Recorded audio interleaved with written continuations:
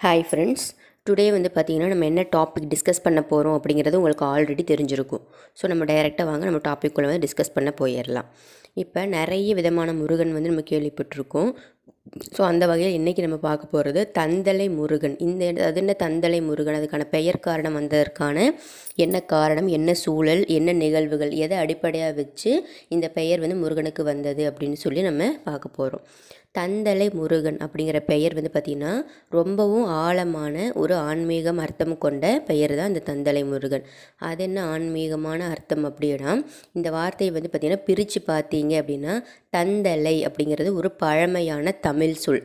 சரிங்களா? அப்போ பொதுவாக வந்து பார்த்திங்கன்னா நம்ம பழனி முருகன், இந்த மாதிரி நிறைய திருப்பரங்குன்றம் முருகன், இந்த மாதிரி நிறைய விதமான முருகன் நமக்கு அடிப்படையில் தெரிஞ்சதை பார்த்துருப்போம். ஸோ இந்த தந்தலை அப்படிங்கிற இந்த சொல்லை வந்து பார்த்திங்கன்னா ரொம்ப வந்து புதுசாக இருக்கும். அதனால தான் சொல்கிறேன், என் தந்தலை அப்படிங்கிறது ஒரு பழமையான தமிழ் சொல். இதற்கு வந்து பார்த்திங்கன்னா நிறைய விதமான அர்த்தங்கள் இருக்குது. இதில் இருக்கக்கூடிய 2 அர்த்தங்கள் மட்டும் வந்து பார்த்திங்கன்னா இன்றைக்கி நான் உங்க கூட வந்து ஷேர் பண்ணுறேன். ஸோ தந்தலையை வந்து பார்த்திங்கன்னா நீங்கள் பிரிச்சிங்க அப்படின்னா தந்தல் கூட்டல் ஐ அப்படின்னு பிரிக்கலாம். இன்னொன்று தந்தை கூட்டல் அலை அப்படின்னு பிரிக்கலாம். ஸோ தந்தல் கூட்டல் ஐ அப்படி பிரிச்சிங்க அப்படின்னா தந்தல் அப்படின்னா அதுக்கு பரிசு அல்லது அருள் வழங்குதல் அப்படின்னு வந்து பொருள்.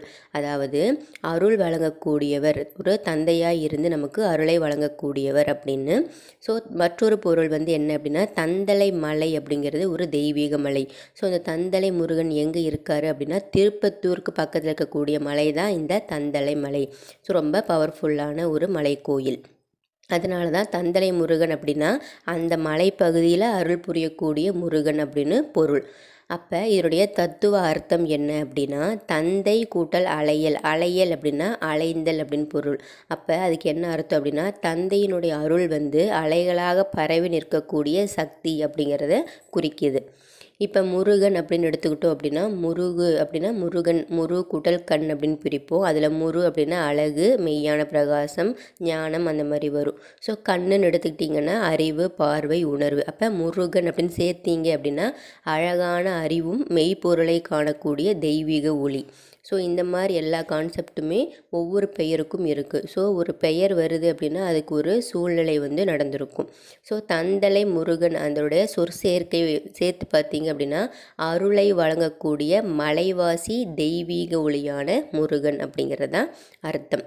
ஸோ இதனுடைய தத்துவ விளக்கம் பார்த்தாச்சு. ஆன்மீக விளக்கம் என்ன அப்படின்னா தந்தலை முருகன் அப்படிங்கிறது நமக்கு அருளை வந்து தந்து நம்மளுடைய ஆன்மாவுக்குள்ளே இருக்கக்கூடிய குண்டலினி சக்தியோடைய மையமாக இருக்கக்கூடிய மலை தான் முருகன். ஸோ தந்தலை மலை முருகன் அப்படின்னா அந்த தந்தலை மலை அப்போ எப்படி இருக்கும்